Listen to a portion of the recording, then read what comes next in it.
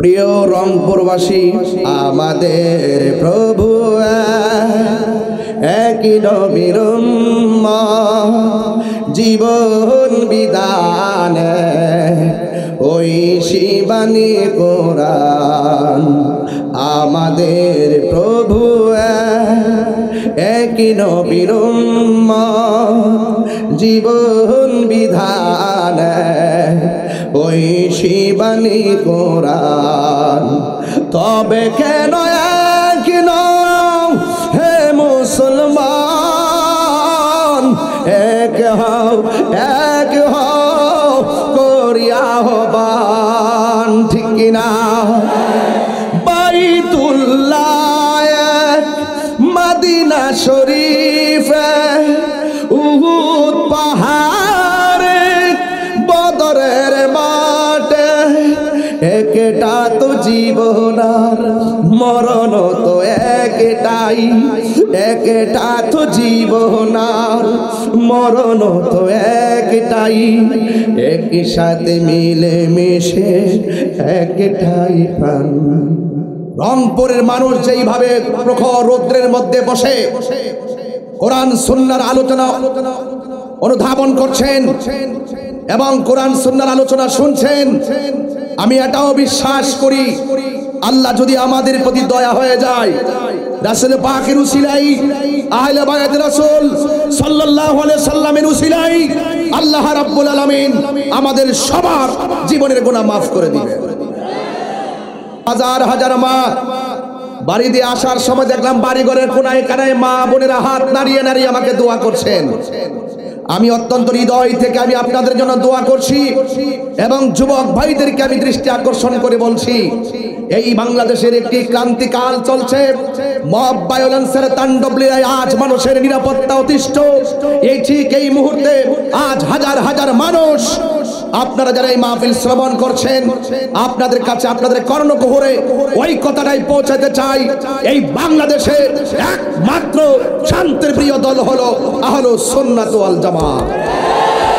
বর্তমান ঈমান পরীক্ষার যুগে যাদের অন্তরে আহলে বায়াতের মহব্বত থাকবে, পাক পাঞ্জাতের মহব্বত থাকবে, মৌলা আলী হায়দারে কারর মুশকিল কুশা শের খুদা মৌলা আলী রাদিয়াল্লাহু তাআলা আনহুর মহব্বত থাকবে, খাতুনে জান্নাত মা ফাতেমা জোহরা রাদিয়াল্লাহু তাআলা আনহার মহব্বত থাকবে, ইমামে হাসান মুজতবার মহব্বত থাকবে, ইমামে আলী মুকাম ইমামে হুসাইন রাদিয়াল্লাহু তাআলা আনহুর মহব্বত থাকবে। তখন মনে করো তোমার ডানে এক কালো ছায়া আসতে পারে, তোমার বামে একটা কালো ছায়া আসতে পারে, তোমার সামনে একটা কালো ছায়া আসতে পারে, তোমার পিছনে একটা কালো ছায়া আসতে পারে।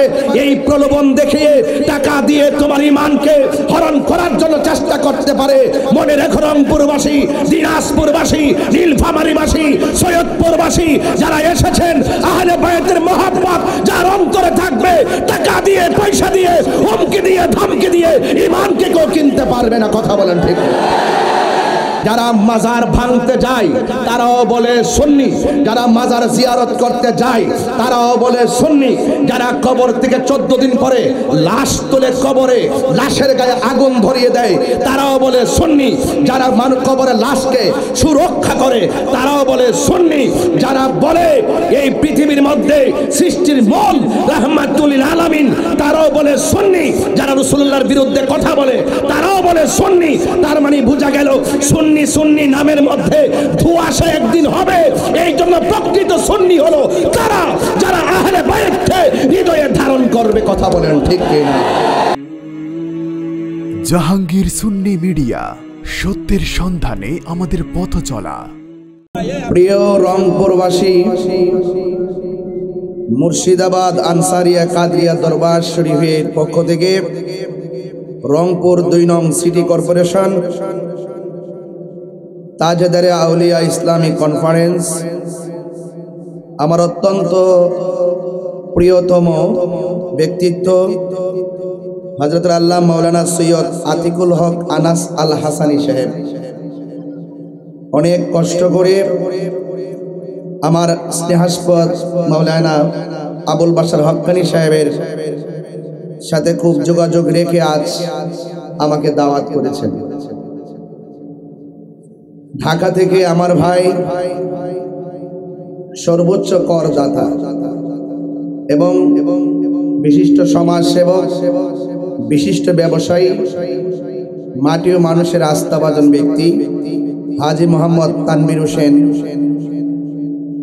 আশরাফি সাহেব। তিনি ঢাকা থেকে আমরা একসাথে এসেছি। দীর্ঘক্ষণ পর্যন্ত আলোচনা করেছেন আমাদের সুন্নি বাহাদুর। বাতিলদের মোকাবেলায় এক জীবন্ত লাইব্রেরি, যার সামনে বাতিল কখনোই দালিলিক যুদ্ধে কোলায় উঠতে পারে না। আর পারবে কিভাবে? সুন্নিরা দলিলের বাহিরে কথা বলে না। আল্লামা শহীদুল্লাহ বাহাদুর শেখ। এখানে আরো অনেক অতিথিরা আছেন। আমি খুতবায় লম্বা করলাম না, অ্যাড্রেসটা শুরু করলাম। এক, কালিলুল মাবানি কাসিরুল মাআনি। সময় যেহেতু অল্প, সেই জন্য আমি আমার যতটুকু ক্যাপাসিটি আছে আপনাদেরকে একটু কন্ট্রোল করা, কিছু আলোচনা করা, সেটা চেষ্টা করব। আমি আসার পরে আতিকুল আমাদের আপনাদের অত্যন্ত প্রিয়তম, এখান থেকে এই আসন থেকে আমরা যাকে কেন্দ্রীয় নেতৃবৃন্দ বৃহত্তর জোট যাকে নিয়ে মোমবাতির প্রতীকে চিন্তা ভাবনা রাখছি, মাওলানা সৈয়দ আতিকুল হক আনাস আল হাসানী সাহেব। কারণ আমাদের যোদ্ধার দরকার। কথা বলেন ঠিক না বেটে? যৌবন যার যুদ্ধে যাওয়ার সময় তার, আমি জানি অনেক যোগ্য লোক আছেন, ধারাবাহিকভাবে আপনারা সমর্থন দেন, আমরা আমাদের কাজগুলো করার সুযোগ দেন। এবং আমি আসার পরে সৈয়দ আতিকুল হক আনাস আল হাসানী সাহেব আমার 12 বছর দাম্পত্য জীবনের একটি চূড়ান্ত সময় আমার পরিবারের জন্য তিনি একটি ডায়মন্ডের উপহার তিনি দিয়েছেন। তো এই বিষয়টা যদি আশা করি আমার বাড়ি হলে অনেক খুশি হবে যে এখন তোমার জনগণের পক্ষ থেকে গিফট দেওয়া শুরু হয়ে গেছে। মারহাবা জোরে গান। এই জন্য আমি যখন একটু দাঁড়াবো, আমার ডানে বামে লোক আছেন, তারা তো আমাকে দেখতেছে না। এই যে আনাস সাহেবের পিছনে লোক আছেন, এইদিকে লোক আছেন, আমি একটু দাঁড়াবো। দাঁড়ানোর পরে আপনার একটু স্লোগানের সাথে মারহাবা বলবেন।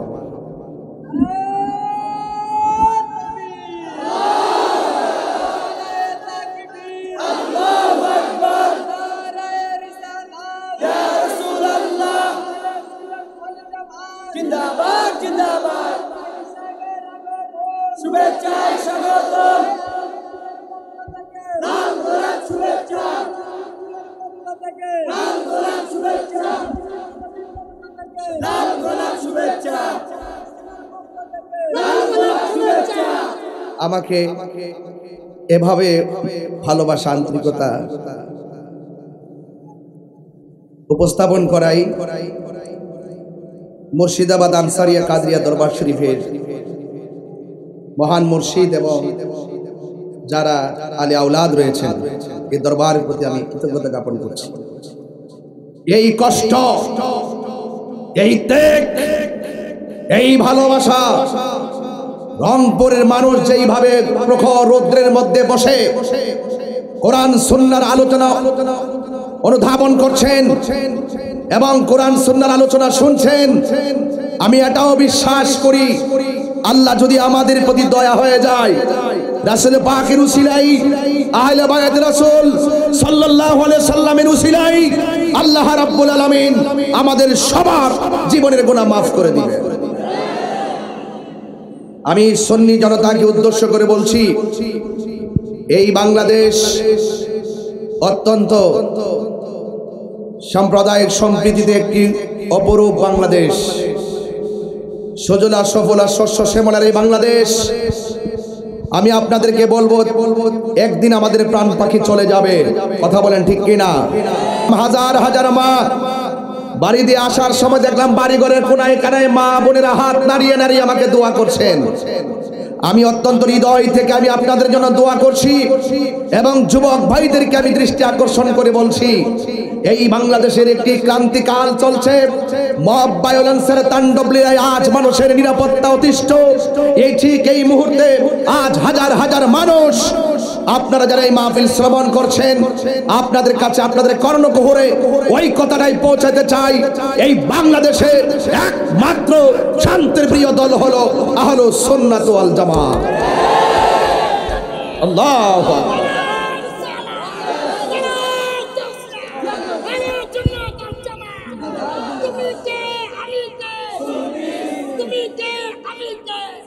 আমার বাবারা, আমি রংপুর ঢোকার আগেই আপনাদের এডিশনাল ডিআইজি মহোদয়কে ফোন দিয়েছি, ওনার কাছে আপনাদের মাহফিলের পোস্টারটা পাঠিয়েছি এবং এডিশনাল এসপি মহোদয় জয়নাল স্যারের কাছেও মাহফিলের পোস্টার পাঠিয়েছি, ওনার সাথে কথা বলেছি। উনিও আজকের এই মাহফিলকে প্রোটেক্ট করার জন্য আপনাদের প্রশাসন যেইভাবে আমাকে রিসিভ করেছেন, প্রশাসনের সকলকে আমি ধন্যবাদ জানিয়ে আমি আমার আলোচনার দিকে ধাবিত হচ্ছি। আপনারা একটু মনোযোগ সহকারে শুনবেন। আল্লাহর হাবিব সাল্লাল্লাহু আলাইহি সাল্লাম বলেছেন, আমি তোমাদের জন্য দুইটা জিনিস রেখে যাচ্ছি, একটি হলো কোরআন আর একটি হলো সুন্নাহ। জোরে বলেন, একটি কি? এই কথাগুলো বড় করে বলতে হবে। একটি কি? এই কোরআনে কোনো সন্দেহ আছে, কোনো সংশয় আছে? এবং আরেকটি হলো সুন্নাহ।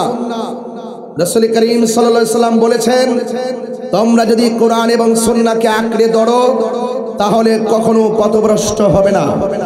রাসূল করিম সাল্লাল্লাহু আলাইহি সাল্লাম আর একটি হাদিসে মুবারাকায় বলেছেন, আমি তোমাদের জন্য দুইটা জিনিস রেখে যাচ্ছি, একটি হলো কোরআন আর একটি হলো আমার আহলে বাইত।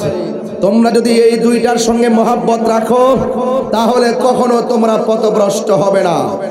আল্লাহর হাবিব বলেছেন, আমার আহলে বাইত হলো নূহ নবীর কিস্তির মতন। কথা বলেন, ঠিক কিনা বলেন? নূহ নবীর কিস্তির মতন। নূহ নবীর কিস্তির মাঝে যারা উঠেছে, সেই প্লাবনে যেমন করে নবীকে অনুসরণ করে মহব্বত রেখে ওই নৌকাতে উঠেছে, তারা বেঁচে গিয়েছে। যারা উঠে নাই, যারা অবজ্ঞা করেছে, তারা প্লাবনে ডুবে গিয়েছে। বর্তমান ঈমান পরীক্ষার যুগে যাদের অন্তরে আহলে বায়াতের মহব্বত থাকবে, পাক পাঞ্জাতের মহব্বত থাকবে, মৌলা আলী হায়দারে কারর মুশকিল কুশা শের খুদা মৌলা আলী রাদিয়াল্লাহু তাআলা আনহুর মহব্বত থাকবে, খাতুনে জান্নাত মা ফাতেমা জোহরা রাদিয়াল্লাহু তাআলা আনহার মহব্বত থাকবে, ইমামে হাসান মুজতবার মহব্বত থাকবে, ইমামে আলী মুকাম ইমামে হুসাইন রাদিয়াল্লাহু তাআলা আনহুর মহব্বত থাকবে। তখন মনে করো তোমার ডানে এক কালো ছায়া আসতে পারে, তোমার বামে একটা কালো ছায়া আসতে পারে, তোমার সামনে একটা কালো ছায়া আসতে পারে, তোমার পিছনে একটা কালো ছায়া আসতে পারে। এই প্রলোভন দেখিয়ে টাকা দিয়ে তোমার ঈমানকে হরণ করার জন্য চেষ্টা করতে পারে। মনে রেখো, রংপুরবাসী, দিনাজপুরবাসী, নীলফামারীবাসী, সৈয়দপুরবাসী যারা এসেছেন, আহলে বায়াতের মহব্বত যার অন্তরে থাকবে, টাকা দিয়ে, পয়সা দিয়ে, হুমকি দিয়ে, ধমকি দিয়ে ঈমানকে কেউ কিনতে পারবে না। কথা বলেন, ঠিক?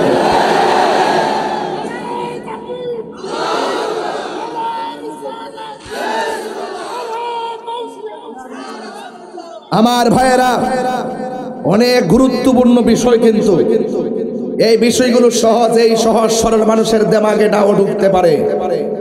এরপরও আপনাকে শুনতে হবে, এরপরে আপনাকে ধারণ করতে হবে, এরপর আপনাকে সেই কথাগুলো প্রচার করতে হবে। এরপরও যারা আহলে বাইতের বিরুদ্ধে কথা বলে তাদের বিরুদ্ধে দাঁড়াতে হবে। কথা বলেন, ঠিক না বেঠিক? আমার ভাইয়েরা, এখন প্রশ্ন হলো, হুজুর হাদিস তো পেলাম দুইটা, এক জায়গায় বললেন যারা কোরআন এবং সুন্নাহকে আঁকড়ে ধরবে তারা পথভ্রষ্ট হবে না, আর ওই দিক দিয়ে বললেন যারা কোরআন এবং আহলে বাইতকে আঁকড়ে ধরবে তারা পথভ্রষ্ট হবে না। দুইটা হাদিস একই মাহাত্ম্য। আল্লাহর হাবিব দুইটা কেন বলেছেন, এই জায়গায় আপনাকে একটু অনুধাবন করতে হবে। আল্লাহর হাবিব তো গায়েবের খবর দেনেওয়ালা, তিনি তো জানেন এমন একটি সময় আসবে যারা আমার আহলে বাইতকে ভালোবাসে তারাও বলবে সুন্নি, যারা ভালোবাসে না তারাও বলে সুন্নি, যারা সাহাবায়ে কেরামের পক্ষে আছে তারা বলবে সুন্নি, যারা সাহাবায়ে কেরামের সমালোচনা করে তারাও বলবে সুন্নি, যারা মাজার ভাঙতে যায় তারাও বলে সুন্নি। যারা মাজার জিয়ারত করতে যায় তারাও বলে সুন্নি। যারা কবর থেকে 14 দিন পরে লাশ তুলে কবরে লাশের গায়ে আগুন ধরিয়ে দেয় তারাও বলে সুন্নি। যারা কবরে লাশকে সুরক্ষা করে তারাও বলে সুন্নি। যারা বলে এই পৃথিবীর মধ্যে সৃষ্টির মূল রাহমাতুল লিল আলামিন তারাও বলে সুন্নি। যারা রাসূলুল্লাহর বিরুদ্ধে কথা বলে তারাও বলে সুন্নি। তার মানে বোঝা গেল সুন্নি সুন্নি নামের মধ্যে ধোঁয়াশা একদিন হবে। এই জন্য প্রকৃত সুন্নি হলো তারা যারা আহলে বাইতকে হৃদয়ে ধারণ করবে। কথা বলেন ঠিক কি না?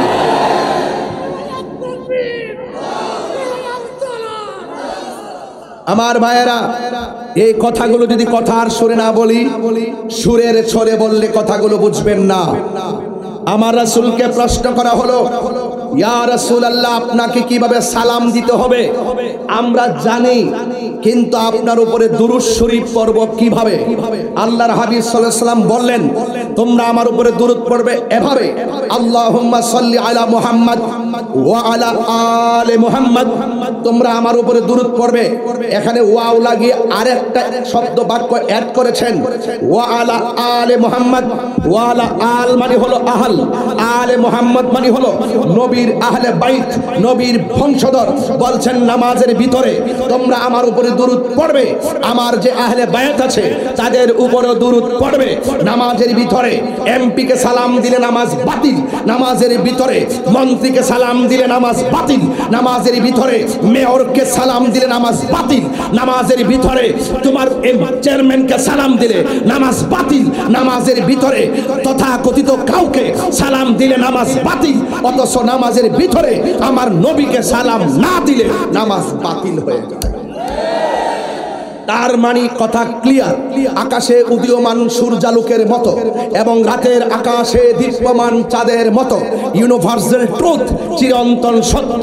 ইবাদত কবুলের পূর্ব শর্ত হলো নবীর মহব্বত। আর নবীর কথাকে জানে মানে, নবীর কথাকে সর্বগুণে জেনে মানার নাম হলো ঈমান। কারণ কবরে যাওয়ার পরে 3টা প্রশ্ন করা হবে। একটা প্রশ্ন হলো মার রব্বুকা, তোমার রবকে। 2 নম্বর প্রশ্ন হলো ওয়ামা দিনুকা, তোমার ধর্ম কি। এরপরে প্রশ্ন হলো ওয়ামা কুনতা তাকুলু ফি হাযা রাজুলি মুহাম্মদ, নবী সম্পর্কে তুমি দুনিয়ায় কি বলতে। এখন প্রশ্ন হলো তাহিরি হুজুর কেন কখনো নরম, তাহিরি হুজুর কেন কখনো গরম, তাহিরি হুজুর কেন ধর্মান্ধদের বিরুদ্ধে কথা বলে, তাহিরি কেন ধর্মদ্রোহীদের বিরুদ্ধে কথা বলে, তাহিরি কেন দেশদ্রোহীদের বিরুদ্ধে কথা বলে। কারণ এই দেশের মধ্যে এমন অনেক কিছু মানুষ বেরিয়েছে। কবরের মধ্যে 3টি প্রশ্ন করা হবে। একটা হলো একটা হলো মার রাব্বুকা, তোমার রবকে। আমার রব হলো আল্লাহ। আরেকটা প্রশ্ন হলো ওয়ামা দিনুকা, তোমার ধর্ম কি। ও রংপুরের মানুষ, সিটি কর্পোরেশনের মানুষ, দিনাজপুরের মানুষ, আপনারা জবান খুলে বলতেই হবে আমাদের ধর্মের নাম 3বার কোন। আরো জোরে বলেন, হাত তুলে বলেন। কারা কারা ইসলামের পক্ষে আছেন হাত তোলেন। নারে তাকবীর, নারে রিসালাত, নারে রিসালাত, নারে হায়দারি, ইয়া আলী, নারে হায়দারি। এই স্লোগানগুলো আপনাদের জানতে হবে, এই স্লোগানগুলো আপনাদের মানতে হবে। ভাইয়েরা আমার, আপনারা বলুন, কবরে 2 নম্বর প্রশ্ন হলো তোমার ধর্মের নাম কি। এই রংপুরের মানুষ আওয়াজ করে বলুন ধর্মের নাম কি। তাহলে কেউ যদি এসে মাহফিলে বলে কবরে প্রশ্ন করবে তোমার দলের নাম কি, আপনি কি সেটা মানবেন? আপনি কি এটা মানবেন? জিজ্ঞাসা করে তোমার দলের নাম কি। এটা কি জুতার ব্যবসা নাকি ধর্ম ব্যবসা? এই সমস্ত অপব্যাখ্যা থেকে আপনারা সাবধান থাকবেন। মানুষদেরকে ধোঁকা দিয়ে বোকা বানানোর দিন শেষ। বাবা শাহজালালের বাংলাদেশ। এক কথা বলুন, ঠিক কি না বলুন? যারা মৃত্যুর ভয় করে তারা কখনো অপব্যাখ্যা করে না। এই জন্য আহলে বায়তের মহব্বত লাগবে। আজকে এই দরবার মুর্শিদাবাদ আনসারিয়া কাদেরিয়া দরবার শরীফ গতানুগতিক সাধারণ দরবার নয়। এই দরবারের শুধুমাত্র নামাজের তারবিয়াত দেওয়া হয় না, শুধুমাত্র জিকিরের তালিম দেওয়া হয় না। জিকির কোন রাস্তায় গেলে জিকির কবুল হয়, কোন পদ্ধতি গ্রহণ করলে নামাজ কবুল হয়, কোন আকীদা ধারণ করলে নামাজ কবুল হয়, সেই আকীদার সেন্টার হলো আমাদের দরবার। কথা বলেন ঠিক না বেঠিক? এই জন্য নিঃসন্দেহে নিরঙ্কুশভাবে সামাজিকভাবে দরবারকে সমর্থন দিবেন, রাজনৈতিকভাবে দরবারকে সমর্থন দিবেন, অর্থনীতি ফাইন্যান্সিং ম্যাটারে এই দরবারকে সমর্থন দিবেন। এই দরবারে যারা ঢুকে তারা কখনো সন্ত্রাসী হয় না, এই দরবারে যারা যাবে তারা কখনো চাঁদাবাজ করে না, এই দরবারে যারা যাবে তারা কখনো নেশা করে না। কথা বলেন ঠিক না বেঠিক? এই জন্য আপনাদেরকে বলবো, আমাদের আসল ঘরের নাম কি? বিল্ডিং না কবর? এই কবরে যাইতে গেলে আহলে বায়তের মহব্বতের দরকার আছে না নাই? আমার তানভীর আশরাফী ভাই সামাজিকভাবে যেহেতু তিনি সমাজ সেবক, তিনি তো সমাজের আলোকেই কথা বলবেন। আমি যেহেতু ধর্ম নিয়ে চর্চা করি, আমি তো ধর্ম নিয়েই কথা বলবো। কিন্তু আমি ধর্মের একজন প্রচারক হিসাবে আমি তানভীর আহমদ আশরাফী ভাইয়ের বক্তব্যকে 100% ধর্মীয়ভাবে সমর্থন করি। এই কথাগুলো শুধু রাজনৈতিক কথা নয়, এই কথা শুধু সামাজিক নয়, এই কথাগুলো কোরআন সুন্নাহর কথা। কথা বলেন ঠিক না বেঠিক? এই জন্য আমার ভাইয়েরা, আল্লাহ রাব্বুল কষ্ট হচ্ছে আপনাদের, আমার কথাগুলো বুঝতে কি অসুবিধা হচ্ছে? এই জন্য আল্লাহ রাব্বুল আলামিন কোরআনুল কারীমের মধ্যে বলেছেন, কুল্লা আসআলুকুম আলাইহি আজরা ইল্লাল মাওয়াদ্দাতা ফিল কুরবা। আল্লাহ বলছেন, ও বন্ধু আপনি বলে দিন আমি তোমাদের কাছে কিছুই চাই না। বলা হচ্ছে লা আসআলুকুম আলাইহি আজরা, আমি তোমাদের কাছে কিছুই চাই না, আমি চাই শুধুমাত্র আমার আহলে বায়তের মহব্বত। জোরে বলেন না সুবহানাল্লাহ। তাইলে আহলে বায়ত কারা? শুধুমাত্র 4 জনের নামই আহলে বায়ত নয়, নবীর যত স্ত্রী আছেন সবাই আহলে বায়তের অন্তর্ভুক্ত। কিন্তু বিশেষ করে 4 জনের আলোচনা কেন হয়?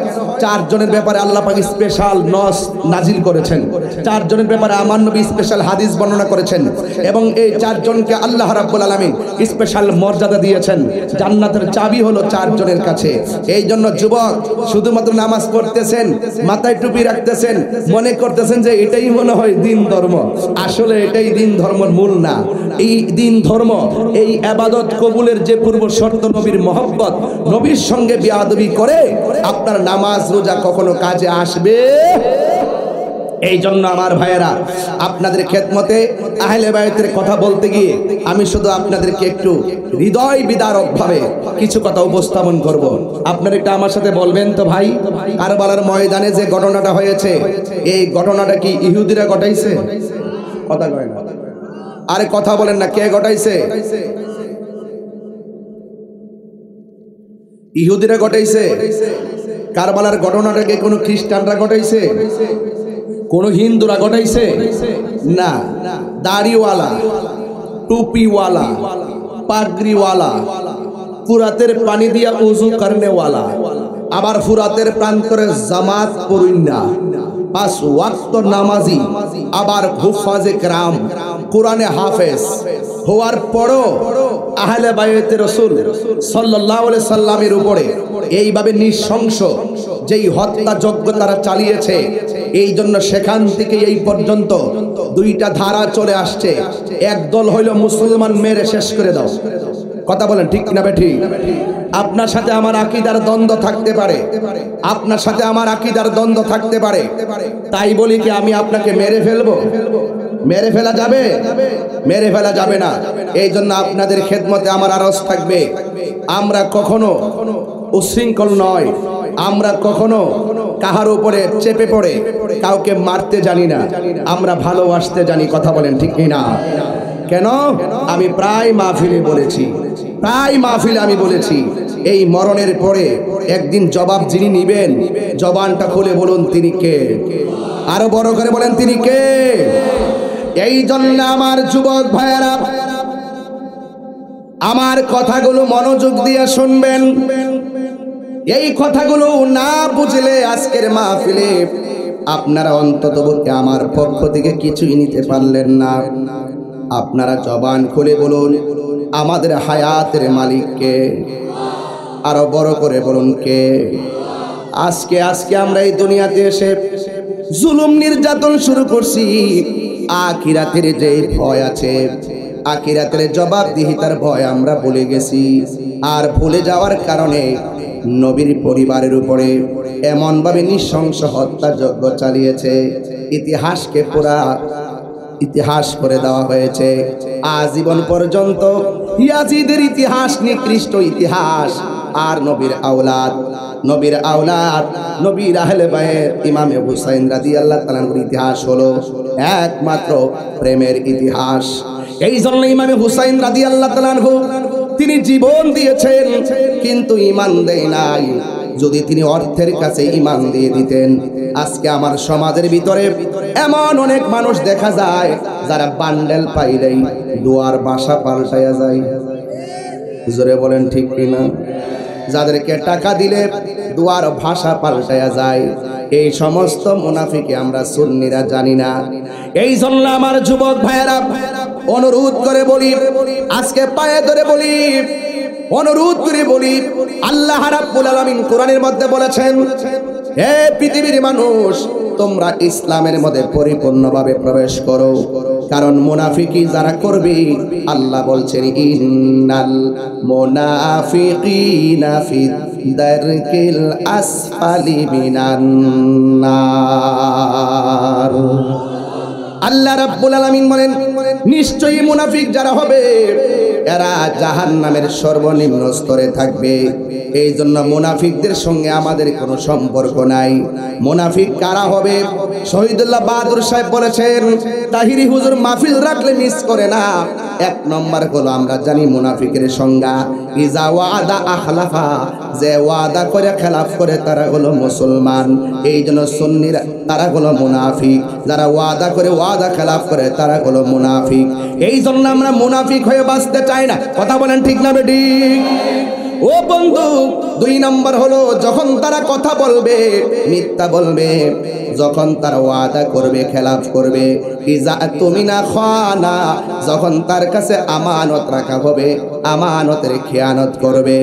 এই জন্য আমার ভাইয়েরা, ও মা বোনেরা, খবরদার খবরদার, যখন সমাজের মধ্যে কোনো ধরনের বাজে কথা চলবে, সমাজের মানুষ যখন উশৃঙ্খল করবে, কোরআন সুন্নাহর বিরুদ্ধে যাবে, মান রাআ মিনকুম মুনকারান ফালিয়ুগাইরুহু বিয়াদিহি, যখন তোমরা সমাজের মধ্যে কোনো ধরনের খারাপ কাজ দেখবে, তোমরা হাত দিয়ে সেটা প্রতিহত করবে।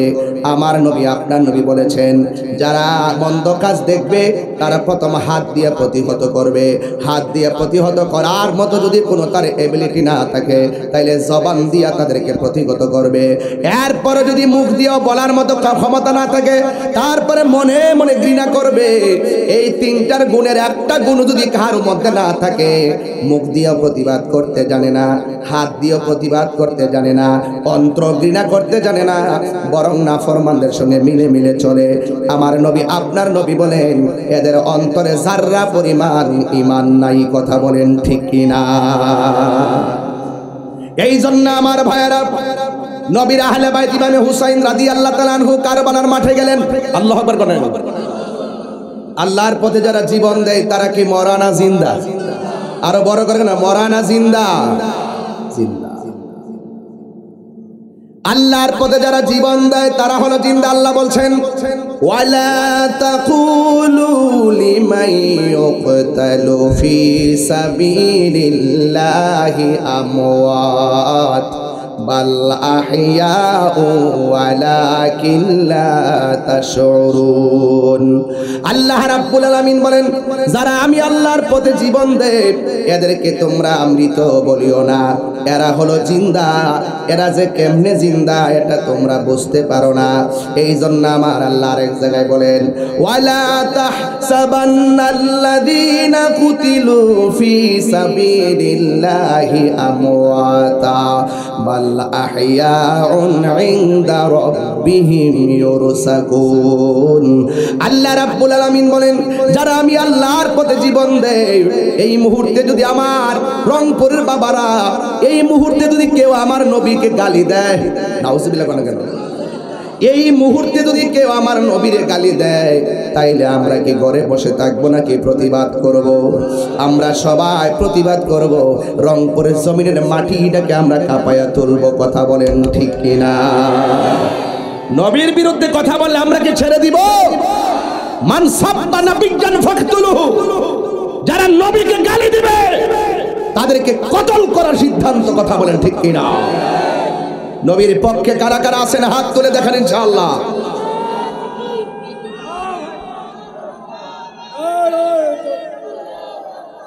আমরা আমরা নবীর পাগল, এতে কোনো সন্দেহ আছে? আরো যারা সন্দেহ আছে, আমরা নবীর জন্য জীবন দিতে চাই। আমরা আল্লাহর ওলিদের বিরুদ্ধে যদি কেউ কথা বলে তাদের বিরুদ্ধে লড়াই করতে চাই। কেন? এই দেশে ইসলাম আনছেন আল্লাহর ওলিগণ। কথা বলেন ঠিক কিনা? আল্লাহর ওলিরা যদি এই এলাকায় না থাকতো, এই দরবার যদি না থাকতো, আপনারা কি সুন্নি আলেম পাইতেন? আরে পাইতেন। সুন্নি পীর মাশায়েখরা এই জায়গাকে রাত দিন পরিশ্রম করে আবাদ করেছেন। এই জন্য আমরা দূর থেকে এসে অনেক প্রাউড ফিল করি যে তাদের মাধ্যমে কত সুন্দর একটি প্রোগ্রাম আজকে বাস্তবায়ন করা হচ্ছে। এই জন্য সবসময় মনে রাখবেন, সুন্নি জামাতটাই একমাত্র শান্তির পথ। কথা বলেন ঠিক কিনা? এই সুন্নিয়তের পথে থাকতে চান কি চান না? আরো জবান খুলে চান কি চান না? আমি প্রায় মাহফিলে বলছি, ভাই আপনার সঙ্গে যদি আমার কোনো সমস্যা হয় আপনি আমাকে বুঝাইয়া নিয়ে যান। আপনি যে এজিদ রে বলেন রহমাতুল্লাহ আলাই, আঙ্গুদেশে অনেক লোক আছে কিন্তু অনেকে বলে এজিদ রহমাতুল্লাহ আলাই, করছেননি? যারা এজিদের পক্ষে কথা কয় এরা কি মুসলমান হইতে পারে? এই জন্য আমরা যারা আছি, আমরা সঠিক দল সঠিক মতের উপরে আছি। আমি প্রায় মাহফিলে বলছি, আমাদের প্রভু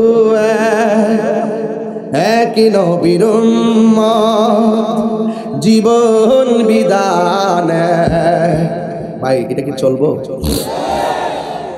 গজল কি পছন্দ করেন আপনারা? সঙ্গীত পছন্দ করেন?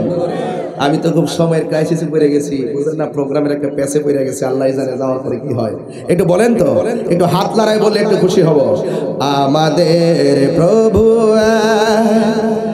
একই নবীর উম্মত, জীবন বিধান ওই শিবানী কোরআন। আমাদের প্রভু একই নবীর উম্মত, জীবন বিধান ওই শিবানী কোরআন। তবে কেন এক নও হে মুসলমান, এক হও করিয়া হবান। ঠিক কিনা? বাইতুল্লাহ মদিনা শরীফ, উহুদ পাহাড়ে, বদরের মাঠে, একটা তো জীবন আর মরণ তো একটাই, একটা তো জীবন আর মরণ তো একটাই, একই সাথে মিলে মিশে একটাই প্রাণ। কেরে ভাই আপনি আমার গালি দেন? কেরে ভাই আপনি আমাকে মাজার পূজারি বলেন? আরে আপনি যাকে গালি দিচ্ছেন একদিন তো আপনি কবরে চলে যাবেন। যাকে আপনি গালি দিচ্ছেন সেও একদিন কবরে চলে যাবে। হয়তো একদিন হাসরের মাঠে আপনার সঙ্গে আমার দেখা হতে পারে। হয়তো আল্লাহ বলতে পারে আপনি যা বলেছেন ভুল বলেছেন। হয়তো আল্লাহ আমাকে বলতে পারে তিনি যা বলেছেন সঠিক বলেছেন। কিন্তু আমরা চাই এই দুনিয়াতে দূরত্ব তৈরি করে নয়, আমরা হাতে হাত রেখে কাঁধে কাঁধ রেখে মোস্তফার সামনে দাঁড়াতে চাই। এরপরে যদি আমার কথাগুলো আপনাদের কর্ণকুহরে না পৌঁছে, আর যদি ফেসবুকে আসার আগেই অনেক গালাগালি আপনারা করেছেন, অনেক ধরনের মন্দচারী বলেছেন, আর আমি মাঝে মাঝে দেখেছি আমার তানভীর আশরাফি ভাই বিমানে উঠে আমাকে বলছেন, হুজুর আমি যখন ফেসবুকে লিখেছি আমি রংপুরের উদ্দেশ্যে রওনা হয়েছি, 2 নং সিটি কর্পোরেশনে আমি যাচ্ছি, হুজুর আমার টাইমলাইনে দেখেছি একজন হিন্দু কমেন্টস করেছে, তানভীর ভাই কমেন্টস করেছে যে আমি একজন হিন্দু হলেও তাহির হুজুর ওয়াজ আমার অনেক ভালো লাগে, আমি কি ওয়াজে যেতে পারবো? এটার নাম হইল সুন্নি। এরা এলো সম্প্রীতি বান্ধব মানুষ। আবার দেখবেন কিছু কিছু লোক ইদানিং খুব মন্দিরে বেশি যায়, খুব বেশি যায়, খুব নিয়মিত যায়। আমি বলতে চাই আপনারা এতদিন ছিলেন কই? আপনারা এতদিন ছিলেন কই? আমরা তো এই দেশের হিন্দুদের বাড়ি বাড়ি হিন্দুদের বিভিন্ন যখন পূজা করে আমরা তখন নিরাপত্তা দেই। ব্রাহ্মণবাড়িয়াতে কালীবাড়ি মোড় যখন সেখানে পূজা হয়, কোনো এক সময় কে বা কারা কোরআন শরীফের মধ্যে আগুন ধরিয়ে দিয়েছিল, এটা নিয়ে একটা অস্থিরতা বিরাজ করেছিল। তখন ওই মুহূর্তে হিন্দুদের পূজা করতে একটু একটু অনেকে টেনশন করেছিল। আমরা তখন সিভিলে তাদেরকে নিরাপত্তা দিয়েছি। একমাত্র সুন্নিরা তাত্ত্বিক কণ্ঠে বলে মুসলমান মসজিদে যাবে, হিন্দু গির্জায় যাবে, মন্দিরে যাবে, খ্রিস্টান গির্জায় যাবে, বৌদ্ধ পেগোডায় যাবে, যার যার ধর্ম পালন করবে। আমি আমার ধর্ম পালন করব, আমি কাউকে জোর করব না। আমার কাজ হলো এই দ্বীনের দাওয়াত মানুষের কানে পৌঁছে দেওয়া। এই দাওয়াত যদি কারো ভালো লাগে, হিন্দু কালিমা পড়ে মুসলমান হবে, খ্রিস্টান কালিমা পড়ে মুসলমান হবে, হিন্দু বৌদ্ধ কালিমা পড়ে মুসলমান হবে। আমার কাজ দাওয়াত দেওয়া, কাউকে জোর করা নয়। আমরা এই সম্প্রীতির দাওয়াত দিতে দিতে এই পর্যন্ত এসেছি। আমরা একমাত্র শান্তিপ্রিয় দল এই দেশের ধর্ম বর্ণ নির্বিশেষে সকলকে নিয়ে এই দেশটাকে সুন্দর করে সাজাতে চাই।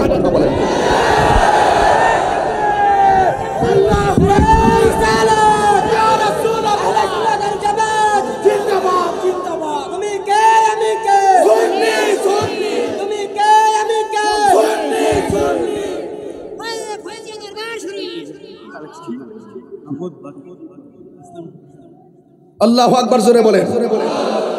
আপনারা কি কষ্ট পেয়েছেন? অনেক হিন্দুরা আমারে বলে হুজুর এরা ইদানিং একটু আমরা কাছে বেশি আসতেছে। আমরা বুঝতে পারছি ভোটের জন্য। আমরা ভোট আর নোট আমাদের ঈমানকে বিসর্জন দিতে পারে না। নোট এবং ভোট স্বার্থের ভোট, ক্ষমতায় যাওয়ার জন্য, চেয়ারে যাওয়ার জন্য, নিজের দেশের অস্তিত্বকে জলাঞ্জলি দিয়ে, নিজের ব্যক্তিত্বের অস্তিত্বকে জলাঞ্জলি দিয়ে, নিজের ধর্মকে জলাঞ্জলি দিয়ে আপনি ভুটে যাবেন, ওই চেয়ারে যাবেন যারা নিজের ব্যক্তিত্বকে নীতিকে বিসর্জন দেয় অর্থের কাছে, এবং যারা কোরআন সুন্নাহর কথার অপব্যাখ্যা করে ক্ষমতায় যাওয়ার জন্য যারা বিভিন্ন কৌশল অবলম্বন করে। আমি তাদেরকে ডাকতইন কণ্ঠে রংপুরের জমিনে বলতে চাই, আহলে সুন্নাত ওয়াল জামাত এবং বৃহত্তর সুন্নি জোট একটাই কথা বলতে চাই, আমরা এই দেশের ভিতরে যারা ইসলামের অপব্যাখ্যা করে চেয়ারে বসতে চাই, যারা ইসলামকে কলুষিত করে চেয়ারকে বসতে চায়, আমরা নিজের নীতিকে বিসর্জন দিয়ে যেই চেয়ার আমাদেরকে ডাকে সেই চেয়ারকে আমরা লাথি মারি।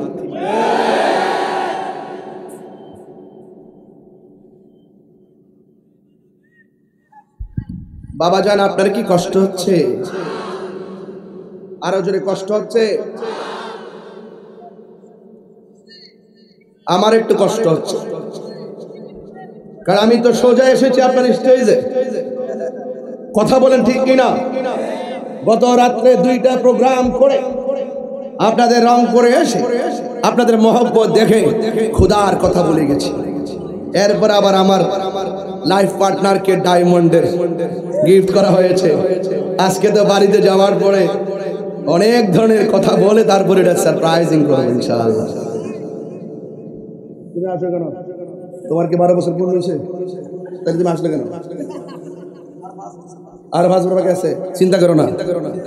আর আমরা মতো 12 বছর পূর্ণ করো, এরপরে আসা ইনশাআল্লাহ। আর তোমার তো যে নসিব 100 বছর কালে আবার করতে পারে। মারহাবা জোরে বলেন। এই বাবা আপনারা কি আমার প্রতি রাগ করেন নাকি? তাহিরি কি খুব কঠিন মনের মানুষ? সত্যি করে বলেন, কঠিন বলে মানুষ? আমার দেখলে কি খুব কঠিন মনে হয়? আবার বক্তব্য শুনলে কি খুব রুক্ষ মনে হয়? এবং আমি যেই কথাগুলো বলি এই কথাগুলিকে আপনার কাছে অপছন্দ মনে হয়? আমি চাই ভাই দেশটা কাহারু বাপ একা না, দেশটা সবার। আমরা সবাই মিলে মিশে দেশটা সাজাতে চাই। ওই একজন থাকে ওই প্রান্তে, আরেকজন থাকে ওই প্রান্তে, মাঝখান দিয়ে মুনাফিক ঢুকে দুনো দলের মধ্যে দূরত্ব আরো বাড়ায় দেয়। মুনাফিককে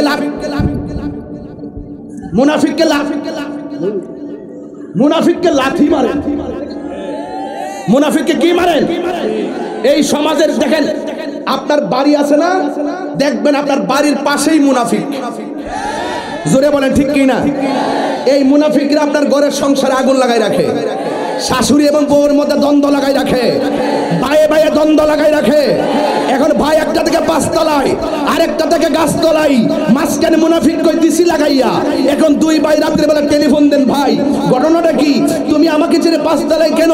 বড় ভাই কই তুমি আমাকে ছেড়ে নিচ তলায় কেন, কিংবা গাছতলায় কেন?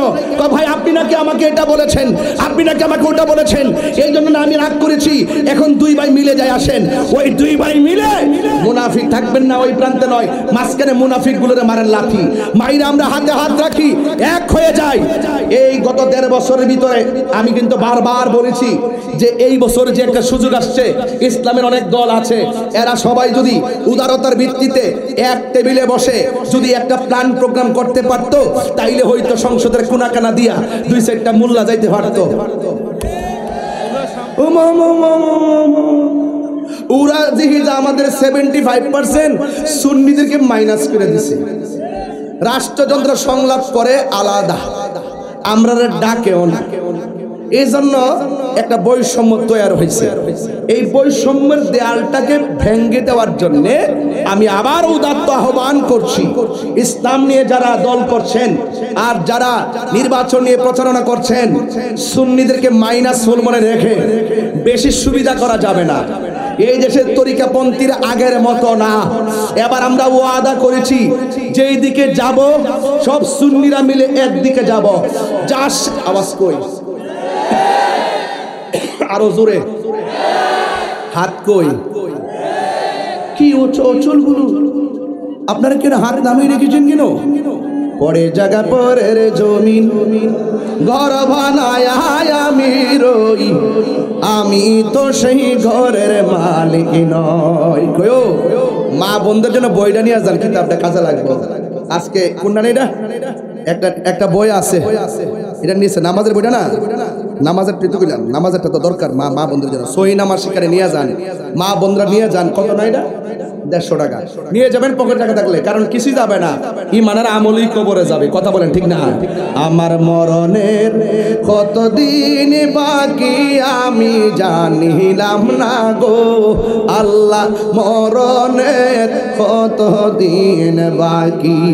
বাইরে এরশাদের কথা মনে করেন, পল্লী বন্ধু এরশাদ আছে না গেছে গা? হায়াতের মালিক কেডা? তো আমাদের যারা আছেন তারা কি আর কেউ থাকবো? একই সঙ্গে যারা প্রধান দায়িত্ব পালন করেছেন, হ্যাঁ, যিনি বিসমিল্লাহির রহমানির রহিমকে সংসদে মানে নিয়ে এসেছিলেন, রংপুরের তো, হ্যাঁ রংপুরের তো, আমি তো ভুলে গেছিলাম। উনি কি আছে? চলে গেছে না? মানুষের ক্ষমতা 3 জন, যে ক্ষমতা আসছে 3 জনের মধ্যে একজনকে শেখাতো, উনারাও চলে যাবে। বাবা প্রতিহিংসা রাজনীতি করেন না, ওই পুলিশ ভাই আছে, ওনার কাছে সব তথ্য আছে। আমি আবারও বলি, রিপোর্ট দিবেন আমার পক্ষ থেকে, যে যদি কোনো আপনার সাথে আমার আকীদার দ্বন্দ্ব থাকে, বসেন, সমাধান করেন, হাতে হাত রাখেন, আসুন দেখি আমরা দেশটারে ইসলামী মূল্যবোধ দিয়া সাজাইতে পারি। এর চাইতে সুন্দর কথা কেডা কইব? ওয়াজ উইট্টু তাফসিরে ইন্ডিয়া, তাফসিরে পাকিস্তান, তাফসিরে আমেরিকা, তাফসিরে পিয়ার সিস্টেম, আর কি কোনো ওয়াজ নাই? তাফসিরে সাংবাদিক, আর কি কোনো ওয়াজ নাই?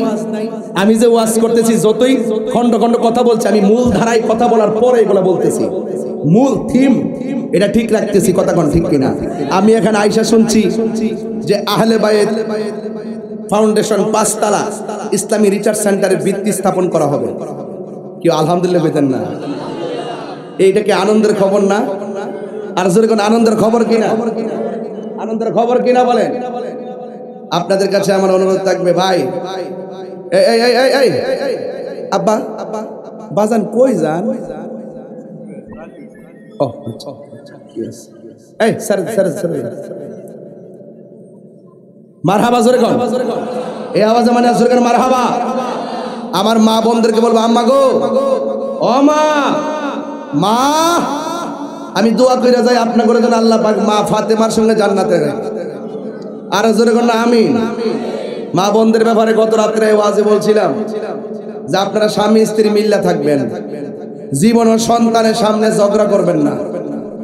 সন্তানের সামনে ঝগড়া করলে সন্তান এগুলা শিখে। আর স্বামী স্ত্রী মিলামিশে থাকবেন। হুন্না লিবাসুল্লাকুম ওয়া আনতুম লিবাসুল্লাহুন্না। নারী হলো পুরুষের পোশাক, পুরুষ হলো নারীর পোশাক। স্বামী শুধুমাত্র তারে হুকুম দিব আর শাসন করব, এটার নাম দাম্পত্য জীবন না। দাম্পত্য জীবন হলো আন্তরিকতার ভালোবাসা। কথা বলেন ঠিক না? এই জন্য এই আহলে বাইত ফাউন্ডেশন 5 তালা, এটার জন্য আমার কিছু কথা আপনাদের কাছে আছে। যদি কেউ না দেন, না দিবেন, কিন্তু উঠবেন না।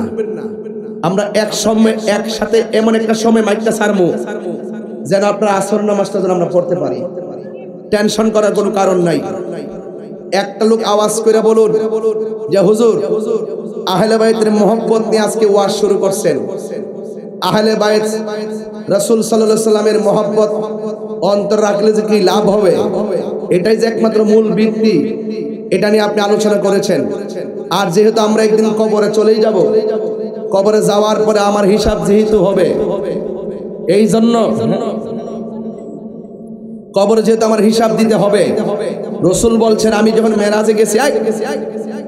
যখন মেরাজে গেছি দেখলাম কবরে আযাবটা সবচেয়ে বড় ভয়ঙ্কর। বেনামাজিকে কবরে যাওয়ার পরে আমার মা গো রঙের ঘোড়া অনেক দৌড়াইছেন, এবার একটু নামাজি হন, এবার একটু পর্দাওয়ালি হন, এবার একটু স্বামীর খেদমত করেন। কারণ আল্লাহ ছাড়া কাউকে যদি অনুমতি দেওয়া হতো সেজদা করার জন্য, স্ত্রীকে অনুমতি দিত স্বামীকে সেজদা করার জন্য। এই জন্য কবর বড় ভয়ঙ্কর। এই কবরের ভিতরে দুই পাশের মাটি দুই প্রান্তে চলে যাবে, আপনাকে এমন জোরে চাপা দিবে, আপনার কান্নার আওয়াজ গরু ছাগল সব শুনবে, কিন্তু মানুষ শুনবে না, কোনো জিন শুনবে না। আপনি আল্লাহকে কবরে বলবেন, আল্লাহ তুমি আমার আবার দুনিয়াতে পাঠাও, আমি নামাজ পড়ব, আবার তুমি আমার দুনিয়াতে পাঠাও, আমি তোমার বিধান মেনে চলবো, আবার তুমি আমাকে দুনিয়াতে পাঠাও, আমি মসজিদে পড়ে থাকবো। আল্লাহ বলেন না, সুম্মা ইলাইহি তুরজাউন, তোমরা আমার কাছে ফিরে এসেছো, আর যেতে পারবে না। এই জন্য অনুরোধ করব আহলে বাইতের মহব্বত নিয়ে আপনি নামাজি হয়ে যান। আর এখানে একটি ফাউন্ডেশন, একটা সেন্টার হবে, ভিত্তি প্রস্তর হবে। আমি আপনাদের কাছে অনুরোধ করব যে যতটুকু নগদ পারেন নগদ তো দিবেনই, আমাদের লোকগুলো আসবে, আসলে সবাই দিবেন। আপনাদের এলাকায় কালেকশনের সিস্টেমটা কি আমি আসলে জানি না, কিভাবে করে সেটা আমি জানি না। আর আমি মূলত কালেকশন করতে জানি না। আমি এতটুকু বিশ্বাস করি, যারা আমি গুনাহগারের সামনে বসে ওয়াজ শোনার জন্য রৌদ্রের তাপে বসে ওয়াজ শুনেছেন, এখন একটা ছায়া পড়েছে, এটাকে বলে পরন্ত বিকেল বেলা। এই টাইমে আমরা ঘুরতে যাই, আজ আমরা প্রেম বাগানে এসেছি। একটা মানুষ হাত তুললা বলবেন হুজুর এই ভিত্তি প্রস্তর হবে, ফাউন্ডেশন হবে আহলে বাইতের মহব্বতে, আমি 1 লক্ষ টাকা এই ফাউন্ডেশনে দিতে চাই। এমন একটা প্রেমিক কি মাঠে আছেন? হ্যাঁ মাশাআল্লাহ। আমাদের হযরত আল্লাহ মাওলানা সৈয়দ আতিকুল হক আনাস আল হাসানী সাহেব, তিনি আহলে সুন্নাত ওয়াল জামাতের যুগ্ম সাংগঠনিক সচিব এবং পাক পাঞ্জাব সুন্নি মিশনের প্রতিষ্ঠাতা চেয়ারম্যান। তিনি দিবেন এই আহলে বাইত ফাউন্ডেশন 5 তলার জন্য ভিত্তিপ্রস্তরের সময় দিবেন 5 লক্ষ টাকা।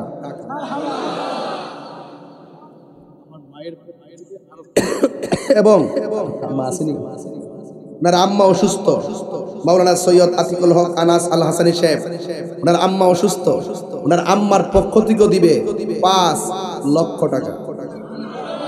এটা হাত দিয়ে লাগুন মারহাবা। ওনার আম্মা অসুস্থ, শুনে খুব খারাপ লাগছে। আমি যখন কালকে গাড়িতে উঠছি, আমার বাড়িতে যে ছেলেটা থাকে সে মেসেজ করেছে যে বাবা দাদুর দাঁতে ব্যথা, কোমরে ব্যথা। যখন শুনছি আম্মা অসুস্থ, তখন মনটা তখন টানতেছে কোন সময় দৌড়ায় বাড়িতে যাবো। এই পৃথিবীতে যার ঘরে মা নাই তার মতন কপাল পর আর কেউ নাই। যার বাবা নাই সে বোঝে বাবা হারা ব্যথা কত। আমি প্রায় মাহফিলের মধ্যে শুধু এটাই বলি যে আমি আমার বাবারে হারাইছি, আজকে আমার হাসানী সাহেব তার বাবারে হারাইছে।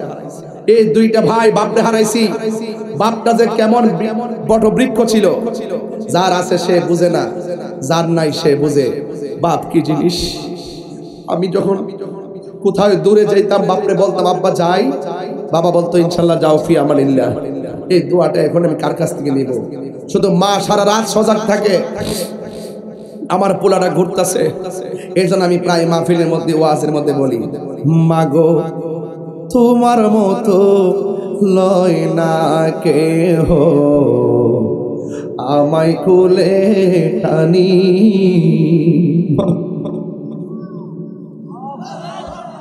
মাগো তোমার মতো লই না কেহ। আনাসের মার কথা মনে হয়ে গেছে, বাপের কথা মনে হয়েছে, দিকে ঠান্ডা দিলাম। আমায় কোলে টানি আঁচল দিয়ে মোচে নাকি, আঁচল দিয়ে মোচে না কেউ আমার চোখের পানি। হাইরে মা জননী আমার, হাইরে মা জনন। ও যুবক, মাকে কষ্ট দিয়া তাহিরের সামনে ওয়াজ শুনলে লাভ হবে না। মা বাপরে কাঁদাইয়া পীরের কাছে মুরিদ হইয়া বাড়িতে গরু লইয়া গেল, কাজ হবে না। মা বাপরে কাঁদাইয়া মক্কা মদিনা গেল, লাভ হবে না। মা বাপরে যারা কষ্ট দেয় তারা আল্লাহরেও কষ্ট দেয়, কথা কোন ঠিক কিনা? আমি কেমন করে দেব মাটি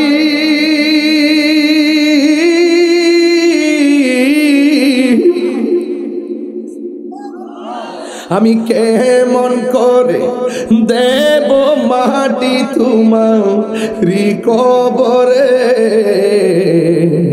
মা, তুমি আমার আগে যেও না গো মরে।